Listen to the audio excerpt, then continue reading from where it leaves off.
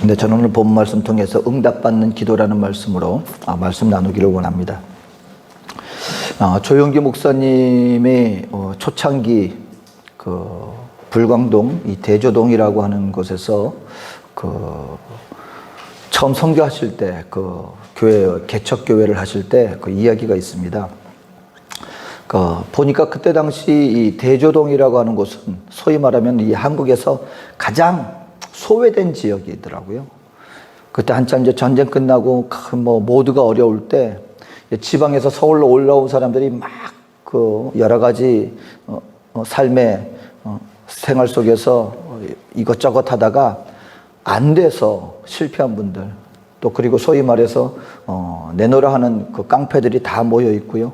그리고 사회 속에서 몸을 파는 여인들이 또 그런 곳에 모여 있고 모든 실패한 인생들이 다 모여 있는 이 대한민국 서울 가운데서 가장 소외되고 가장 연약한 사람들이 모인 곳이 그 대조동이었더라고요.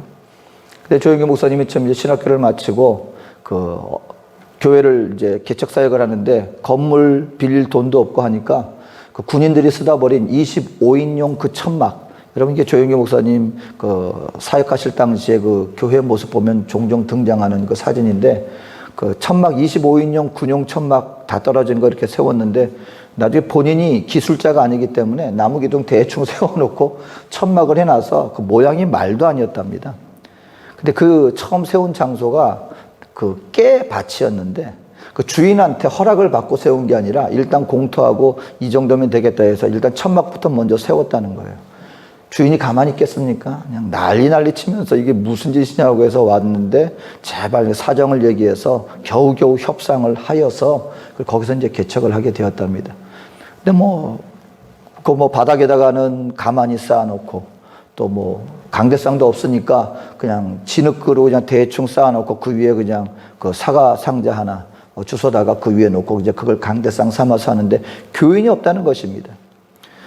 그곳에 가서 전도를 하는데 회개하고 천국 가라고 그랬더니 그분들이 어떤 분들입니까? 주먹 쓰는 분들이에요.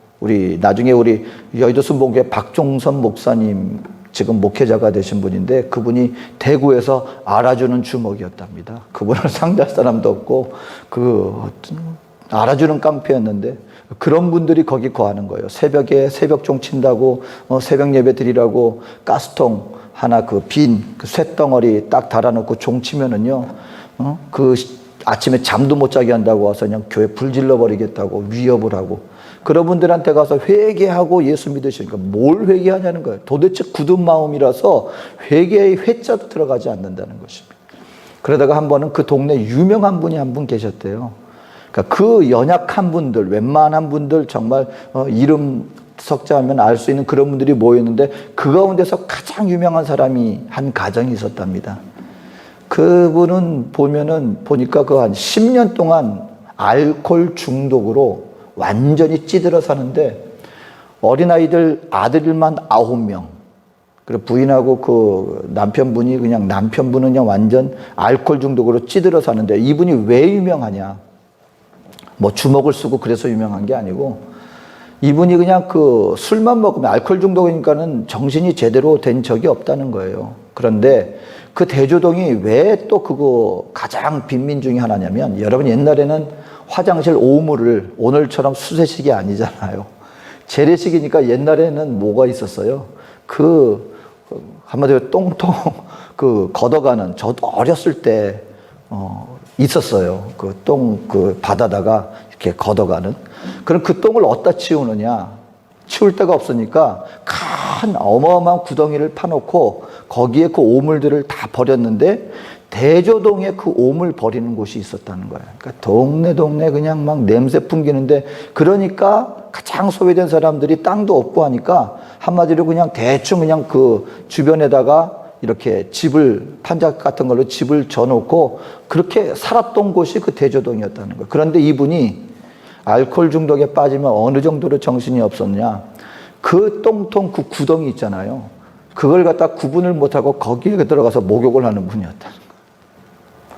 어떻게 됩니까? 그런 부인하고 놀래가지고 그냥 동네 사람 부탁을 해가지고 밧줄로 몸 어떻게 그냥 묶어가지고 끄집어내서 그거 닦는 거예요. 그거 닦아내는 거예요. 10년 동안. 그러니 그 동네에서 아주 유명한 분이에요. 이 목사님이, 조 목사님 그 얘기를 듣고, 여기 가서 전도를 해야 되겠다. 갔더니요, 오늘날에는 그런 집은 보지도 못한대요. 그냥 진흙으로 대충 이렇게 그냥 져놓고, 오늘날엔 기념관 어디 가도 그런 집을 구경도 못하는, 말도 못하게 형편없는 집인데, 5평 남짓한 그 정도고, 그냥 대충 그냥 진흙으로 해놓고, 그냥 어떻게 가만히로 막아놓고, 가보니까 말도 아닌데, 거기에서 몇 명이 사는 거예요? 11명. 어린아이들, 남자, 아들만 9명이랍니다. 딸은 없었대요. 아들만 9형제, 거기다가 부모님, 엄마, 아버지 하는데, 보니까 이불 하나, 완전히 그냥 그 솜이불인데, 그 때 찌들어가지고, 여러분 옛날 솜이불은 어땠습니까? 나중에 오래되면 이게 막 뭉치고 그러잖아요. 그 목사님이 나중에 그 교회 교인이 돼서 그 집에 이불에다가 그 별명을 지어줬대요. 하나는 백두산, 하나는 한라산. 솜이 그냥 뭉쳐가지고 한쪽 끝에 이렇게 쌓이고 저쪽 끝에 쌓여가지고, 이건 백두산, 이건 한라산, 별명까지 지어준 그 이불 하나로 그 11명이 이렇게 사는 그곳이었답니다. 나중에 이렇게 가서 전도하려고 부르니까 그 안에 그냥 벌써 탁 들어가니까 그냥 냄새 풍기고 말도 아니더랍니다. 근데 그분들이 그 함경북도에서 피난 오신 분들이에요. 그러니까 약간 이제 그 북한 사투리를 쓰시면서. 그래서 회개하고 예수 믿으라고 그랬더니 안 간다 그러더래요. 왜 안 가냐고. 당신 예수 안 믿으면 불구덩이 지옥 가서 당신 고생할 텐데 왜 회개하고 천국 가야지 안 믿으려 그러냐 그랬더니 이분이 그러더래요. 다 거짓말이다. 당신들 예수쟁이들 다 거짓말쟁이들이다 그러더라는 거예요. 왜 그러냐 그랬더니, 아니 우리가 죽고 난 다음에 그런 화려한, 그런 너무나 놀라운 천국이 있다면 그런 곳을 예비해 놓으신 분이, 주실 분이 하나님이라면 이 땅 가운데 살 때 왜 그 천국의 1000만 분의 1 되는 그 조그만 이 부스러기 같은 천국도 왜 안 나눠주느냐. 우리에게 천국은 다른 거 아니다. 그냥 우리가 따뜻하게 덮을 수 있는 이불과 우리가 매일같이 끼니 때마다 우리가 굶지 않을 한 움큼의 쌀만 줘도 우리는 그게 천국이다. 당신들 우리 죽은 다음에 천국에 하나님이 그 좋은 걸 예배해 놨다고 그러는데 무슨 말이냐. 이 땅에서 왜 그 좋은 천국 이 한 자락이라도 우리에게 나눠주실 수 없느냐. 그리고 또 아니 그럼 당신 예수 안 믿으면 지옥 갈 텐데 그랬더니 그분이 웃으면서 그러더래요. 이 사람아, 지금 내가 사는 곳이 지옥인데 뭐가 더 무서울 게 있느냐. 그 자녀들은 나가서 구두 닦기 이렇게 어떻게 하다가 돈 약간 벌어오는데 구두 닦기 하다가 눈치 봐서 사람들 주머니 소매치기 돈 훔쳐가지고 뭐 재수 좋으면 남의 돈 훔쳐가지고 와서 그걸로 집안 식구들 끼니 겨우 먹고, 내 남편은 10년 동안 아는 것처럼 술주정이 돼가지고 자기 똥통에다가 자기 몸을 버리는 그런 사람이다. 여기가 지금 내가 지옥에 살고 있는데 지옥 가는 게 뭐가 무섭겠느냐. 근데 조 목사님이 그때 간증을 하시는데 어떻게 하시냐면요, 자기가 처음에 이 사람을 가서 기도하고 성경 가지고 당당하게 갔다가 나중에 거기 갔다가 자기가 전도가 돼버렸대요. 가만 들어보니까 그 말이 맞더라는 거예요. 아니 하나님, 우리 죽은 다음에 천국 그 좋은 곳이 있는데 그렇다면 그 좋은 곳을 주시는 분이 왜 이 땅 살아나가는데 이렇게 어려운 사람들한테 조금 그 좋은 천국 나눠주실 수 없습니까? 정말 하나님이 계신가? 정말 천국은 있는가? 가만 그 아줌마 그 여인의 말을 들어보니까 하나 틀린 말이 없다는 거예요. 지옥이 꼭 거기만 지옥이 아니라 지금 사는 인생 자체가 지옥이라고 그런 말에 자기가 반박할 수가 없더라는 거예요. 그 돌아와가지고 기도를 하는데 본인한테 회의가 들더라는 거예요. 정말 천국에 있나? 전도사가. 그리고 정말 하나님 계신가? 그래서 그때부터 자기가 이 삶의 현장에서 그리고 그 동네 사람들한테 회개하고 회개의 회자도 안 먹히더라는 거예요. 그 죄악에 찌들어가는 사람들한테 뭘 회개하라는 말이야. 먹히지가 않더라는 거죠. 돌아와서 그때부터 성경을 다시 읽었답니다. 사복음서 다시 읽기 시작하고요. 그리고 사도행전을 읽는 가운데 본인이 깨달은 게 신학교에서 교리로 배운 예수님과 본인이 지금 삶의 현장에서 맞닥뜨려서 그리고 성경을 통하여서 다시 처음 성경 읽는 사람처럼 어떤 교리를 배우는 그게 아니라 신학을 배우는 신학도로서가 아니라 처음 성경을 대하는 사람처럼 그런 거 다 떨쳐버리고 본인이 배운 모든 지식 떨쳐버리고 그냥 완전히 빈 마음으로 성경을 다시 읽으니까 자기가 본인이 배운 예수님과 성경에 등장하는 예수님이 확연히 다르더라는 것입니다. 우선 예수님은 천국에 대해서 선포하지 않았다라는 거예요. 예수님은 천국을 나눠주셨더라는 것입니다. 천국을 보니까 천국에 대해서 막 얘기하신 게 아니라 정말 이 땅 가운데 고통과 절망과 죽음과 사망과 음침한 골짜기로 다니는 인생들에게 천국에 대해서 얘기한 게 아니라 천국을 나눠주셨다는 걸 깨달았다는 것입니다. 병든 자의 병을 낫게 해주셨고 귀신 들린 자에게 귀신을 쫓아주셨고 죽은 자를 살려주셨고 그러니까 어려움이 있는 그 사람들에게 우리가 죽어서 가는 천국이 아니라 지금 이 땅 가운데 살아계신 하나님의 능력으로 그들에게 천국을 나눠주셨다는 것을 본인이 깨달았다는 것입니다. 다시 신학에서 배운 예수님과 성경을 통해 다시 깨달음 받은 예수님이 다른 걸 깨닫고 다시 갔대요. 그 집을 다시 찾아가서 두드리고 회개하고 예수 믿고 천국 가서 이 얘기 안 했답니다. 아주머님을 부르시고 나와서 자 나랑 지금 우리 인생을 당신 팔자를 바꿔줄 수 있는 분이 계십니다.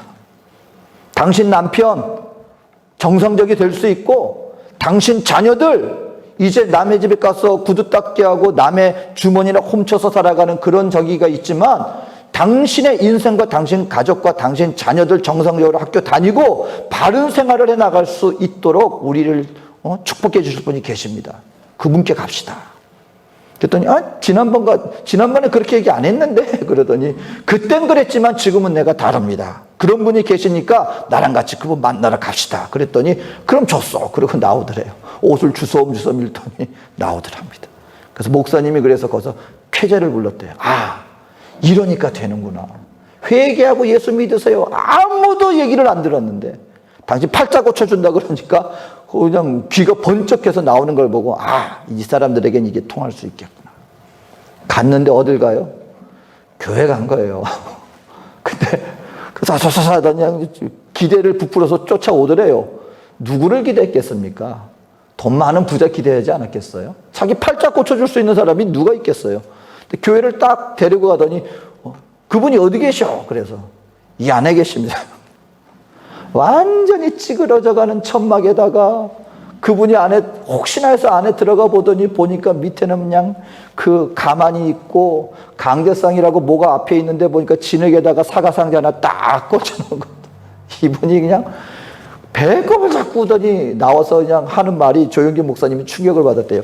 네 팔자나 내 팔자나 다른 게 뭐?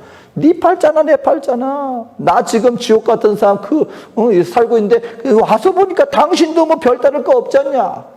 조영기 목사님 걱정이 됐대요. 이것도 아니다 하고 도망갈 거 아닌가. 그래서 그랬대요. 맞아요. 당신 팔자나 내 팔자나 똑같습니다. 그러니 우리 팔자 고쳐줄 그분을 우리 함께 만나야 되지 않겠습니까? 근데 이분이요 거기에 마음이 열려서 그때부터 교회에 오더래요. 예수 믿으면 예수님이 당신 팔자 고쳐주십니다. 당신에게 새 삶을 줄 수 있습니다. 그러니까 거기서 깨달았다는 거예요. 사람이 망하는 것은 희망이 없으면 사람이 죽더라는 거예요. 그 사람들이 거기서 그러고 살고 있는 이유는 뭐냐면 하다가 나중에는 뭐가 꺼져버린 거예요. 물론 삶 속에 환경에 어려움이 있었지만 그런 말미암아 그들 속에 희망이 꺼져버리니까 인생이 낙오자가 되더라는 거예요. 그래서 근데 이 여인의 마음속에 이분의 마음속에 다시 불이 켜졌는데 희망의 불이 켜진 거예요. 그래서 그때부터 이분이 교회를 나오는 거예요. 아침 새벽 예배도 나오는데 문제는 남편분도 같이 나오더라는 거예요. 근데 회개하고 예수 믿으려고 나오는 게 아니고 자기 갑자기 아내가 교회 나간다고 하니까 이게 웃긴 거예요. 그리고 들러보니까 자기 술 끊게 하려고 그렇게 한다는 얘기를 듣고 이분이 나와서 하는 얘기가 뭐 당신들이 기도해서 나 술 끊게 만든다고? 근데 내가 당신들 알아? 당신들이 나를 위해서 기도한 그날부터 내 술 맛이 더 좋아졌어. 당신들 기도가 내 술 안주야. 그리고 조 목사님한테 와가지고 그냥 모든 일에 간섭하고 모든 일에 그 분란을 일으키고. 근데 희한한 건 교회를 계속 나오더라는 거예요. 근데 어느 날인가 연락이 왔는데 보니까 그 남편이 술 취해가지고 정신 인사불성이 돼서 도끼 가지고 집안 식구들 다 때려 죽인다고 하다가 잘못 쓰러져가지고 인사불성이 됐다는 거예요. 조 목사님이 놀래가지고, 왜냐면 교회 나왔는데 그 남편이 그냥 그렇게 돼서 인사불성이 돼서 죽었다 그러면 이 교회 꼴이 뭐가 되겠느냐 놀래가지고 혹시 하나님 나라 사역하는데 어려움이 생기지 않을까 해서 놀래가지고 달려갔답니다. 근데 이분이 쓰러져가지고 있는데 완전 인사불성이 돼가지고 그냥 막 거의 숨 넘어갈 지경이 됐다는 거예요. 거품 일으키면서. 그래서 그때 조 목사님이 아무한테도 배우지 않은 이 몸을 회방하고 이 몸을 억압하고 이 약한 원수마귀야, 예수 이름으로 명하노니, 예수 그리스도의 피를 의지하여 명하노니 묶음을 꺾었다 나가라. 누가 가르쳐 준 게 아니라 너무 급해 놓으니까 살리려고 이 원수마귀가 분명히 붙잡고 있는데 해가지고 막 기도를 했답니다. 그랬더니 안 나가 그러더래요. 근데 속으로는 솔직히 그랬대요. 이게 지금 원수마귀가 그러는 건지 아니면 이 사람이 인사불성이 돼가지고 정신없는 소리를 하는 건지 본인도 그때까지는, 왜냐하면 그런 걸 본 적이 없고 가르침을 받은 적도 없으니까. 귀신 쫓아내는 걸 여러분, 이게 우리가 아는 것처럼 성령운동 하실 때도 마찬가지지만 성령의 역사는 초대교회에서 끝났다고 이렇게 가르침 받던 그런 시기였어요. 근데 눈앞에 벌어진 상황이니까 그걸 한 거예요. 근데 막 그래도 요동을 치더니 이분이 탁 쓰러지더니 그 다음에 깨어났는데 정말 놀랍게도 그 다음부터 이분이 그 기도가 있고 그 사건이 있고 난 다음부터 술을 완전히 끊게 되었다는 거예요. 그러니까 결국 이 사람을 붙잡고 있었던 건 실질적으로 뭐였어요? 원수 마귀의 묶임을 받고 있었던 거예요. 그 기도를 이렇게 쫓아놨고 나니까 그 다음부터 이분이 술을 안 마시더니 새 사람이 되었습니다. 이 소식을 듣고 그 어떤 단체에서 이 사람에게 일자리를 주었습니다. 나중에는 어떻게 되었느냐? 그 가정이 형편이 피기 시작하는데 또 어떤 단체에서 그때 한참 어려운 사람을 도와주는 그런 뭐가 있어서 지원을 해줘가지고 나중에는 25평짜리 집을, 새 집을 짓고 자녀들은 공부를 하고 그리고 이분은 자녀가 되었고 그리고 이 알코올 중독자였던 분은 그 교회 장로가 되었고 그 자녀들 중에서 9명의 남의 주머니나 소매치기짓 하면서 살던 그 가정 가운데 3명이 목회자가 되고 나머지는 정상적인 삶을 살아가게 되면서부터 이와 같은 역사가 있으면서부터 하나님의 놀라운 역사가 나타났다는 거예요. 여기서 우리가 알아야 됩니다, 여러분. 우리 믿는 하나님의 성도들은요, 죽어서 천국 가는 것이 아니라 믿음으로 말미암아 그 천국을 어디서부터 누리는 사람들이라고요. 조용기 목사님이 그때부터 깨달은 게 그것이었습니다. 천국은 죽어서 가는 것이 아니라 지금 이곳에서부터 누릴 수 있는 것이다. 그래서 그때부터 할 수 있습니다. 수많은 죽어가는 소망을 잃은 사람들에게, 여러분, 이게 많은 사람들이 그런 어떤 할 수 있다 하면 된다 이걸 가지고 뭐 긍정적인 신앙을 가지고 이거 하나님의 복음과 상관없이 자기가 집중하면 자기 최면 걸어서 이런 식으로 비난하는데 조 목사님의 말씀을 그 바탕은 항상 하나님께로부터 비롯된다는 것이 바탕으로, 근데 하나님이 주셨는데도 불구하고 그것을 믿음으로 받아들이는 우리의 믿음이 없으면 그게 하나님의 축복도 소용이 없다. 그 말씀을 하신 거예요. 그것이 어떤 복음으로? 희망의 복음으로. 그때 많은 사람들이 그냥 희생과 그냥 받아들여야지 하는 그런 마음과 정신 상태로 있던 사람들에게 믿음으로 할 수 있습니다. 하나님은 우리에게 십자가의 고난만 원하는 것이 아니라 믿는 믿음의 백성들이 영혼이 잘된 같이 강하고 잘되기를, 범사에 잘되고 강거기를 강구하시는 축복의 하나님이십니다. 이 메시지를 죽어가는 사람들에게, 희망 없는 사람들에게 던져 주었고, 그리고 여러분 생각해 보세요. 불과 몇십 년 만에 대조동의 그 가장 열악한 교회에서 온 세계 가운데 오늘날의 여의도 순복음교회라고 하는 그 놀라운 부흥을 일으켰던 것, 조 목사님은 항상 말씀하십니다. 내가 아닙니다. 내가 아닙니다. 성령님이 하셨습니다. 성령님. 경명 떨려고 하는 말씀이 아니라는 거예요. 왜냐하면 그분의 삶을 통하여, 사역을 통하여 본인이 깨닫고 체험한 것을 본인은 그 성령의 인도하심 속에 확신하기 때문에 이건 사람이 한 것이 아닙니다. 그 말씀을 하실 수 있었다는 것입니다. 오늘 그렇기 때문에 저와 여러분들의 삶 속에도 어떻게 하면 천국을 누릴 수 있습니까? 여러분, 먼저 믿음입니다. 믿음이 있어야 해요. 근데 그 믿음이 이 땅 가운데 우리에게 나타나지기, 누려지기 위해서는 뭘 해야 되느냐? 기도해야 되는. 기도 없는 믿음, 이건 역사하는 믿음이 아니다.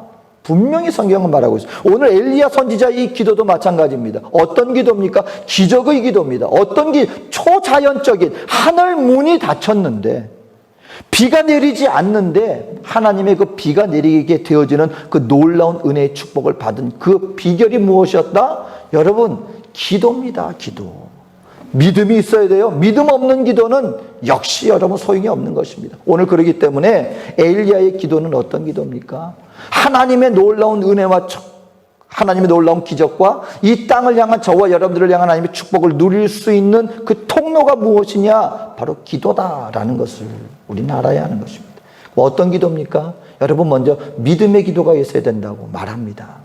엘리야 선지자가 갈멜산에 올라갔어요. 갈멜산에 올라갔다는 것은 무엇이냐면 그냥 기도하고 끝내야지 이것이 아니라 기도하면 되겠지 정도가 아니라 오늘 하나님이 반드시 나의 기도를 응답해 주신다. 또 다른 면으로는 오늘 내가 하나님의 기도를 반드시 내가 응답받고야 말겠다는 결단이 있습니다. 이것은 무엇이 없으면 불가능합니까? 믿음이 없이는 불가능하다는 것을 알아야 돼요. 여러분, 저와 여러분들이 한번 신앙생활 가운데서 우리의 기도의 모습을 한번 여러분 자기 본인 스스로 한번 점검해 보세요. 아니, 기도는 믿음으로 당연히 하는 것이죠. 당연한 것 같은데 당연하지 않아요. 평소의 삶에 우리가 기도를 하는 나의 마음 자세를 가만 보면 그냥 기도는 성도니까 기도해야지 정도입니다. 믿음 없는 기도가 분명히 존재합니다. 여러분, 베드로 사도가 감옥에 갇혔습니다. 다시 말하면 헤롯이 믿는 성도들을 핍박할 때 그 야고보를 먼저 순교를 시켰어요. 야고보, 예수님의 사도 야고보가 먼저 순교를 당했습니다. 정신없이 핍박하는데 그랬더니 이 주변 이스라엘 사람들이 너무너무 좋아해요. 그러니까 이러니까 이 사람들이 좋아하네. 그러니까 내가 이 민심을 얻어야 되겠다. 사도 베드로도 죽이겠다고 감옥에 갇혀놨습니다.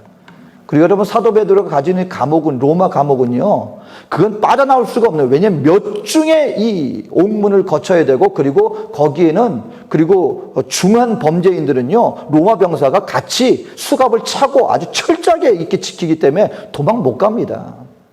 근데 믿음의 성도들이요, 이 사도 베드로를 위해서 열심히 기도했어요. 우리 베드로 사도를 구해달라고. 근데 베드로 사도가, 여러분이 믿는 성도들의 이 평안함은요, 사람이 상상할 수 없는 평안함이에요. 내일 죽습니다. 근데 베드로가 지금 잠을 자고 있대요. 걱정 근심 있으면 잠 못 잡니다. 내일 내가 목이 날아가는데. 근데 성경에 보니까 사도 베드로가 얼마나 믿음으로 내가 죽어봤자 천국이야? 그 믿음이 있었던지 내일 본인이 목이 날아가는 그 상황 속에서 정신없이 자고 있었다는 거예요. 그런데 천사가 깨웁니다. 비몽사몽간에 어찌할 바 모르니까 그 천사가 그냥 베드로를 재촉해가지고 내가 꿈인지 생신지 모르게 나와 보니까 밖에 나와 있는 거예요, 본인이. 그래서 이제 그 제자들이 있는, 성도들이 모여 있는 장소를 아니까 거기에 찾아갔는데 이 계집종이 나와서 보니까 베드로예요. 너무 놀래가지고 문 열어줄 생각도 못하고 가서 거기에 모여서 기도하고 있는 성도들한테 베드로 사도가 왔습니다. 근데 아무도 안 믿었습니다. 네가 정녕 베드로를 봤다면 네가 영을 본 것이다. 귀신을 본 거야. 그게 뭐냐면 우리 베드로 사도를 구원해 주세요 하면서도 아무도 안 믿었다는 거예요. 아무도. 나중에 계집종이 와가지고 베드로 사도를 열어줘서 그때서야 아니, 하나님이 정말 놀라운 기적을 이루어주셨구나.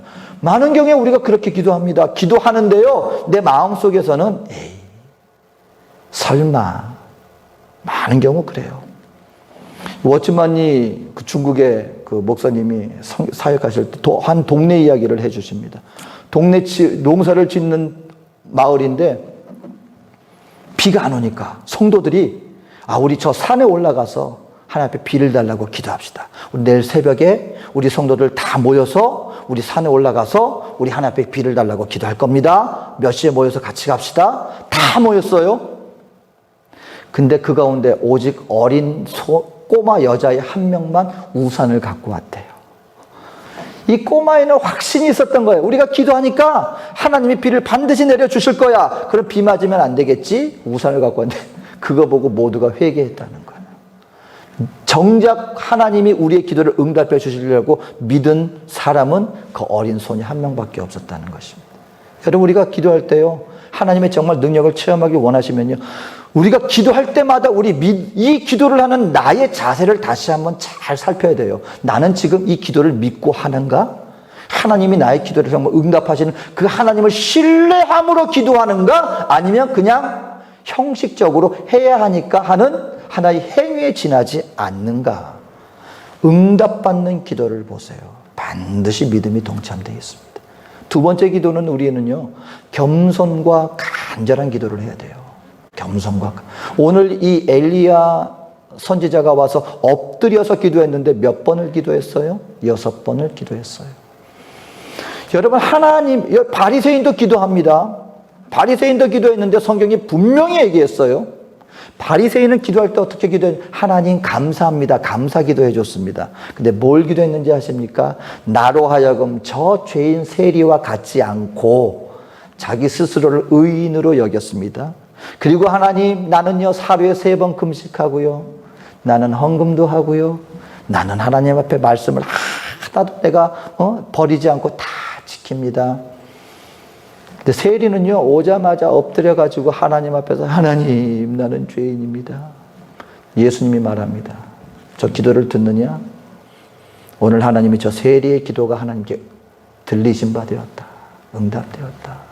오늘 엘리야는요, 여기 와서 엎드려서 기도합니다. 이게 왜 중요하냐면요, 갈멜산 하면은 우리가 지금 이 비가 내리는 이걸 기억하지만 요 바로 전에 어떤 역사가 있었어요?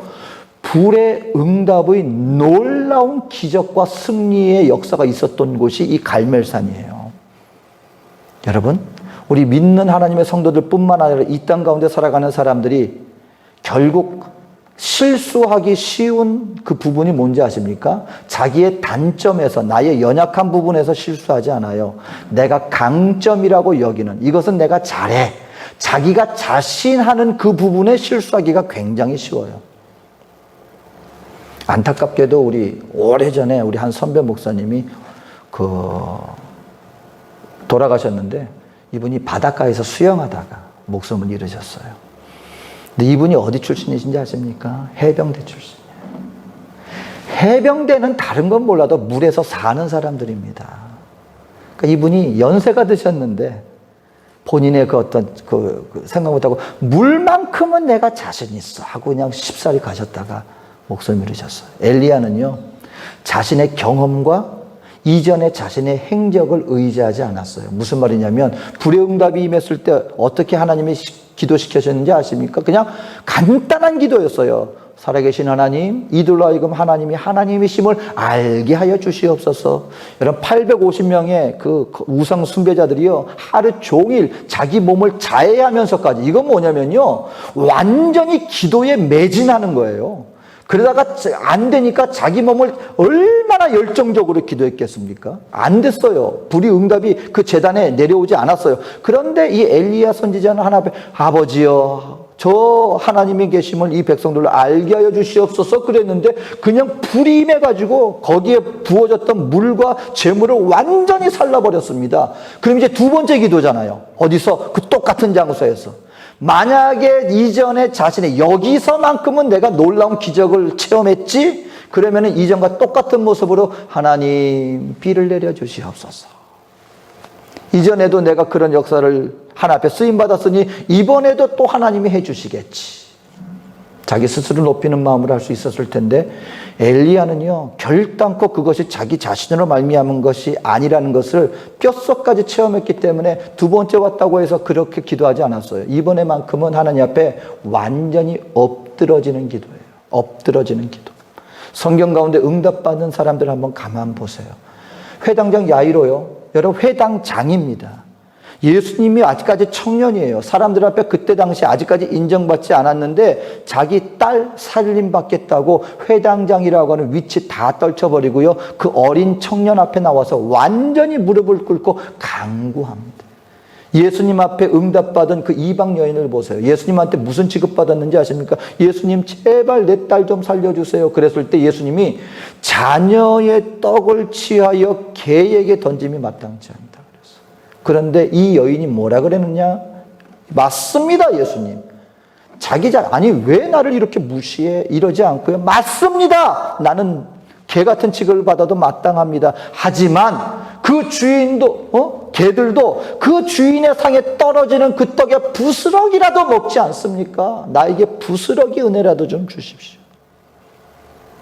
여러분, 하나님 앞에요, 우리가 나왔을 때 기도할 때는요, 나 자신을 완전히 내려놔. 내가 하나님의 부름받은 피조물임에도 불구하고 하나님 뜻을 알지도 못했고 여전히 죄악 가운데 반응하고 언제든지 하나님과 원수될 수 있는 그런 자였음에도 불구하고 나를 불러주지 않았습니까? 그러니까 내가 원하는 요구대로 협상하는 자세가 아니라 하나님이 무엇을 하시든지, 하지만 하나님, 내가 한 가지를 원합니다. 이것만큼은 하나님 어떤 은혜를 부어주시든 나에게 은혜를 베풀어 주시옵소서. 나의 것을 의지하여 나오는 것이 아니라 하나님의 그 자비하심의 은총을 구하는 마음으로 나와서 겸손하게 기도해야 됩니다. 그리고 또 한 가지는요, 간절하게 기도해야 돼요. 간절하게. 여러분, 간절함입니다. 때로는요, 여러분, 어떤 목사님이 오셔서 간절하게 기도한다는 게 뭐냐? 간이 저리도록 기도하는 것이다. 때로는요, 우리 앞에 묵상으로 참 그렇게 기도해야 될 때도 있어요. 근데 때로는요, 여러분, 이게 이렇게 뭐 통성으로 소리 쳐야 된다, 어떤 그런 태도의 문제를 얘기하는 게 아니에요. 우리 마음 자세 가운데요, 때로는 하나님 앞에, 여러분, 정말 내 목숨이 경각에 달리면 어떤 모습이 보여집니까? 절대로 평상시 같을 수가 없어요. 물에 빠진 사람이 자기 살려달라고 하는데 점잖게 나 좀 구해 주시오, 이건 아니에요. 살려주세요. 마음에 이 마음속에 이 자세가 달라집니다. 여러분, 예수님 앞에 나와서 바디메오 자기 장님이 고침받을 때 어떻게 했는지 아십니까? 제자들이 있어요. 주변 사람들이 있어요. 사양 안 해요. 상관 안 해요. 나사렛 예수야, 나를 불쌍히 여기소서. 나사렛 예수야, 나를 불쌍히. 얼마나 그냥 시끄럽게 그랬던지 주변 사람들하고 조용히 해. 왜 이렇게 시끄럽게 굴어? 상관 안 합니다. 왜? 그만큼 간절한 거예요. 내가 나면서부터 눈이 안 보입니다. 나 좀 눈 좀 뜨게 해주세요. 내 눈 좀 뜨게 해주세요.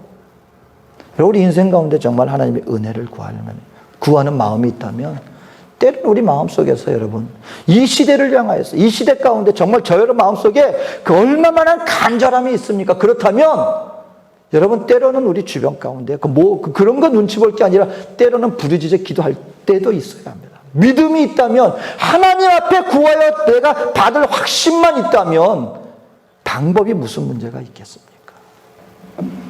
여러분, 그럴 때 우리가 부르짖어 간구하여 내 속에 있는 것들을 간절하게 기도할 때 분명히 응답의 기적이 있습니다. 우리 이동원 목사님, 그 지구촌 교회 강의 설교를 얼마나 많은 은혜를, 그분 유학생 때 본인이 중보 기도의 그 무게를 체험한 간증을 얘기해 주지 않습니까? 오늘날 유학생활도 쉬운 건 아니겠지만 그때 당시 그 유학생활은요, 완전 힘들었을 때입니다. 유학생들이 정말 고생하면서 유학생활할 때 신학교 미국으로 유학을 가게 되었는데 자기 동료 유학생이 한 명 있었어요. 근데 그분이 그 외아들 독자랍니다. 근데 어머님도 홀로머님인데 한국에 홀로머님 두고 독자가 그 어려운 시기에 그래도 주의 종의 부르심을 받아 목회자가 되겠다고 미국까지 와서 유학생활을 하는데 보니까 위암이 걸려가지고, 그때만, 요즘에 암 그래도 요즘은 이렇게 좀 많이 나아요. 저희 어머님도 정말 감사하게 위암 아주 말기였는데 요즘에도 치유를 받아요. 수술 받고 지금 아주 건강해지셨습니다. 근데 그때 당시 암은 사형 선고였어요. 그리고 무슨 돈이 있습니까? 외국 생활에서 겨우 아르바이트해서 끼니 해결하면서 그리고 유학 생활을 하는데, 근데 그분이 죽을 사형 선고받고 시한부 인생으로 누워있는데 이분이 그 사정을 아니까 너무너무 자기 마음이 너무너무 아프더래요. 그래서 그냥 기도한 게 아니고 하나님 앞에 정말 간절하게, 하나님, 주의 종 되겠다고, 주의 부르심을 받아서 여기 올라와서 홀어머니도 옆에 두고, 그 어머님한테 말도 못하는 거예요. 충격받아 쓰러지실까 봐. 그리고 아무도 없는 병실에 나중에 신학교 끝나고 와서 보면 아무도 없는 병실에 이 방치되어 있는 이 친구를 보고 너무 아파서 기도를 했답니다. 하나님, 이 주의 종으로 부름받았는데 여기서 목숨 잃으면 얼마나 허망합니까? 고쳐주세요. 살려주세요. 그랬더니요, 놀라운 체험을 했는데 자기 본인의 그 속에 배가 정말 끊어질 듯한 고통, 뒹굴뒹굴. 그래서 견디다 못해서 병원실 바닥에 뒹굴었답니다. 근데 가만 보니까 그 친구가 똑같이 지금 아파가지고 뒹굴고 있는데 그 친구의 고통이 자기한테 그대로 느껴지는 거예요. 그리고 같이 뒹굴다가 그리고 이제 이 아픔이 가셔서 일어났는데 놀랍게도 그 다음에 진찰해 보니까 그 죽을 수밖에 없었다고 하던 그 친구의 암이 깨끗하게 치유가 됐다는 거예요.